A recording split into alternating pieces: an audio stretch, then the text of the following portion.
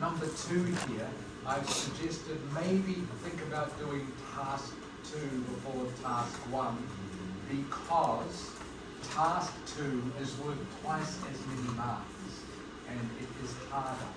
So maybe spend more time doing task 2 than task 1.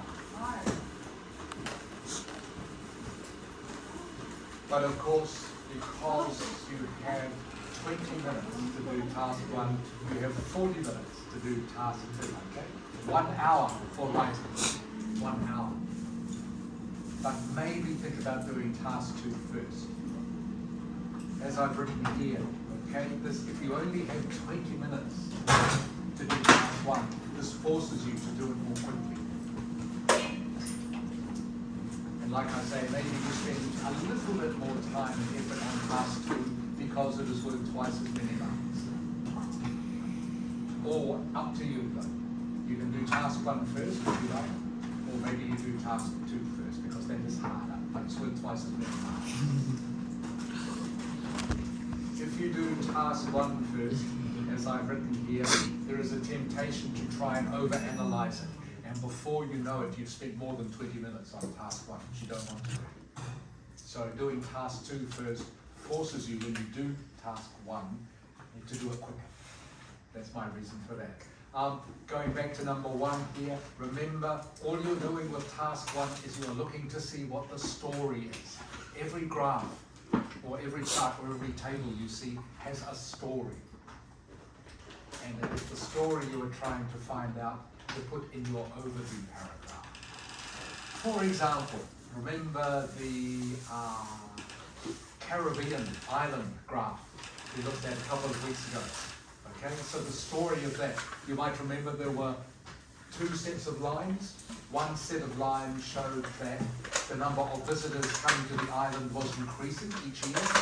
The other sets of lines talked about where people were staying, whether they were staying on the island or whether they were staying on the cruise ship. So that was the story of that graph. Okay? 1 was that the number of visitors were increasing every year. Number 2 was over time, more people were staying on the cruise ships than stayed on the island. Okay, so that's what you look to put in your overview paragraph. And all you do is the next 2 paragraphs, you write about the details. And remember, you're not writing a PhD thesis, okay? Keep it simple. Use the words that you already know and understand. If you don't make any mistakes, you can't lose any marks. But obviously, if you do know more complex and academic words, please use them, of course. But as long as you understand them. But if you're not sure, then just write the simple words. As long as you don't make a mistake, you will get a good mark. So remember that you follow the same structure for all task 1 questions. You all remember POT by now. Okay, the paraphrase, overview, 2 detailed paragraphs. Always, for all the task 1 questions, you follow that. And as always, KIS, keep it simple. Alright, remember a couple of people have done this recently, so I mention this again. You don't need to try interpret the data. Okay? Going back to that Caribbean island graph, you don't need to try and say, in my opinion, this is why more visitors are coming to the island. Doesn't matter. Okay? All you do is write about what you can see. Why something has changed doesn't matter. All you have to do is report on that something has changed. Does that make sense? Yeah. You don't need to come up with an opinion why. Just report on what you can see.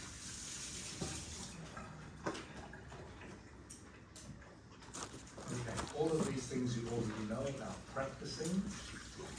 Okay. Follow the plan. Again, follow POT. Follow POT. It's as simple as that. That's what makes task 1 so simple, because you follow the POT every time, no matter what it is, what sort of graph or table or chart it is. As I've said before, don't be put off by different graphs and diagrams. Some of those process diagrams look complicated. I think they're actually the easiest ones, Because remember the dam one, the one about electricity? All you have to do is describe each step in making electricity. That's all that diagram was telling you. So all the information is already there. All you have to do is write it down and describe it. So I think the process charts are actually the easiest one of all, easier than the graphs.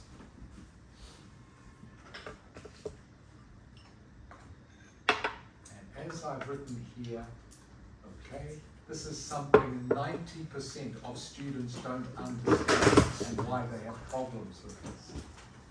Okay, all a graph or a table or a chart is a visual representation of the data. That's all it is. Go back to telling a story. They are all just different ways of telling a story. So it's your job just to find out what the story is.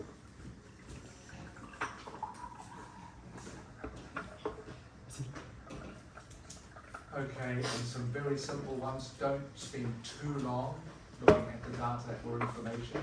You've only got 20 minutes, okay, to do the whole of task one, so you only want to spend about 3 or 4 minutes analysing the data, working out what the story is. You don't want to spend any more than that, because then you only have just over 15 minutes to write your 4 paragraphs. You should by now all be aware of the specific vocabulary required. Okay, so if a line is going up, Trani, if something is going up, what can we say about it? It is what?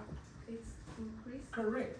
Okay, so you all know these words by now. Something that's going up is increasing. Something that's coming down is decreasing. The opposite. Okay. So just remember that vocabulary, which, as I say, we've all seen before and you all already know. A line that is like this, going straight, is stable, okay, or unchanged. Increasing, decreasing, stable. You know all this already. So those are the words you need to use.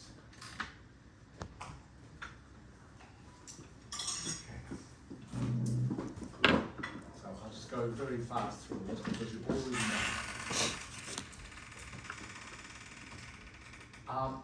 Again, I will mention to you, out of all the paragraphs, the overview is the most important one, because that is the one that shows you understand what the graph, chart, table is about, what the story is.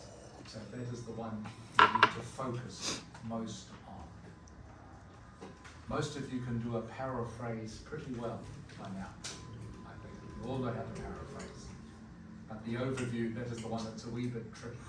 It's very easy to describe the detail. You can always say, this year it went up by such and such, this year it went down by such and such. But the overview is sometimes a little bit hard to find. You've got to look at it for a minute or so. But all the graphs and charts and tables in the Ielts test are chosen because they do tell a story. All right? They're chosen deliberately. So it won't be too difficult. There is a story to every one of them. That's why they chose them. All right.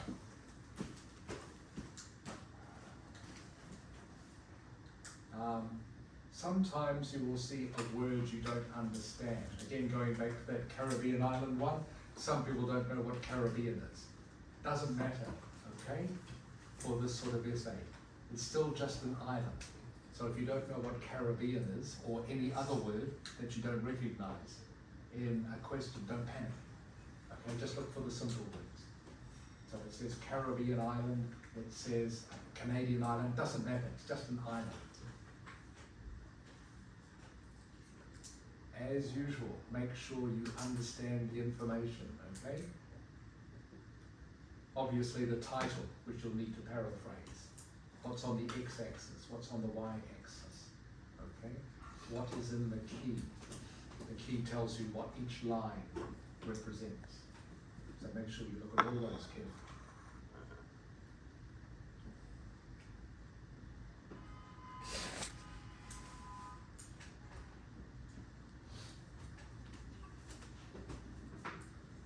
As I said before, the overview is the most important paragraph. So all you're looking at, like I say, is for the story, okay? And if there are quite a few things you think in the story, just maybe pick the two most important things. All right, sometimes there is a lot, especially if you get a multi-line graph, you think, well, there's a lot going on here, which part shall I tell? Just pick the most significant things. You don't have to describe every little up and down, increase and decrease in the graph. You are looking for the most important things, the most significant things. And like I say, the ones for the Ielts test, they're always chosen because there is a significant change somewhere in there. There will be something to write about.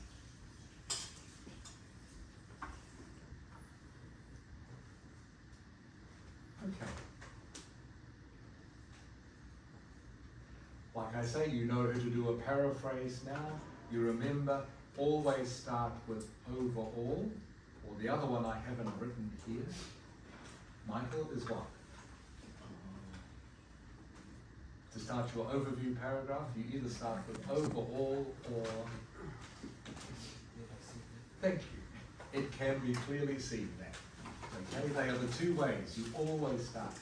So this makes it easy for you. You always know you're going to start your overview paragraph with one of those two phrases. Either overall or it can be clearly seen there. Okay? Any task one overview, you can start with those two phrases.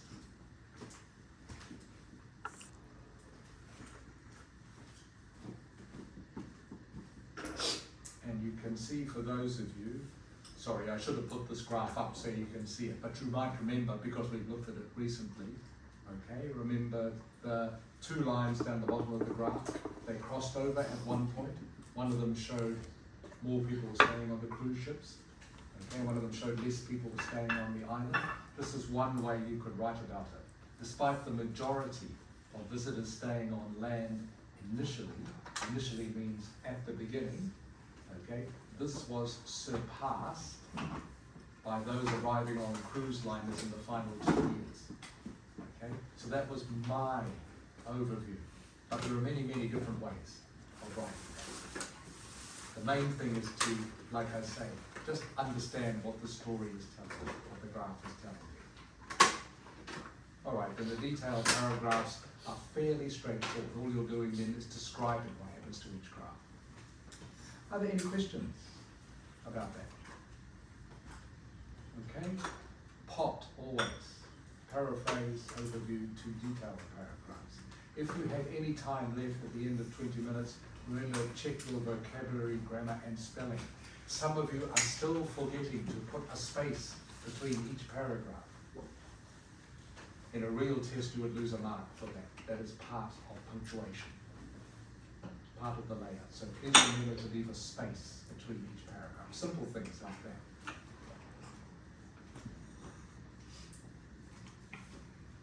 Okay, that is task one. Any questions? Right.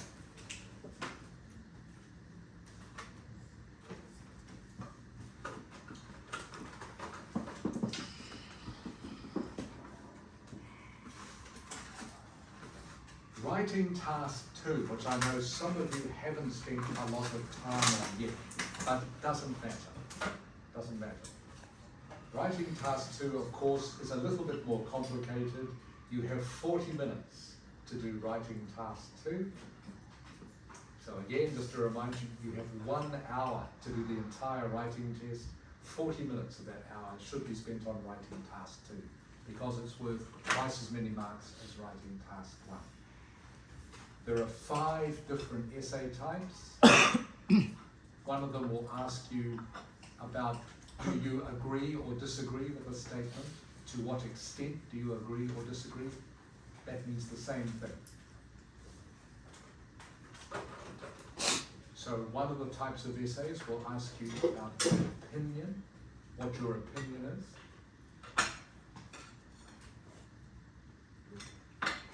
A discussion type essay, okay? Sorry,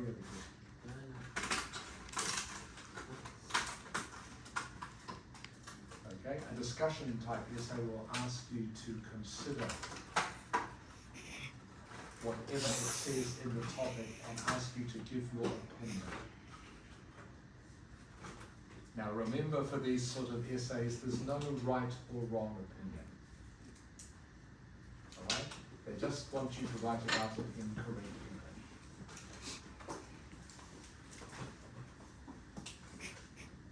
So a sample topic might be, for example, do you think children in schools should have their phones taken away from them while they are in the classroom? Okay, what is your opinion about that? So for that essay, you might list down reasons why children should keep their phones with them in the classroom, and then you would list reasons why children should not have phones with them in the classroom. All right? Then you would give an opinion at the end. In my opinion, I think children shouldn't be allowed to have their phones because. Okay, simple as that. And like I say, there's no right or wrong answer to any of these. It's just writing about it in correct English.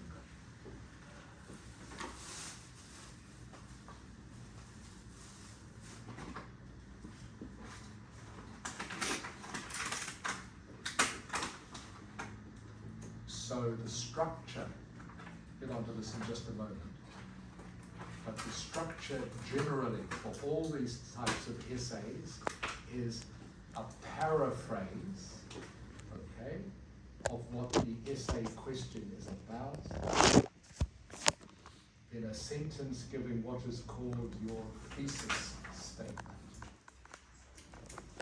Thesis statement sounds very formal, but really that is just one sentence where maybe you give your opinion or thoughts about something, what you are going to write about. For example, using the example I just said before about whether children should be allowed to have their phones with them in the classroom, your thesis statement might be, I think this is a bad idea for the following reasons. Okay? Your thesis statement can be as simple as that. Does that make sense to them? Yeah. All right?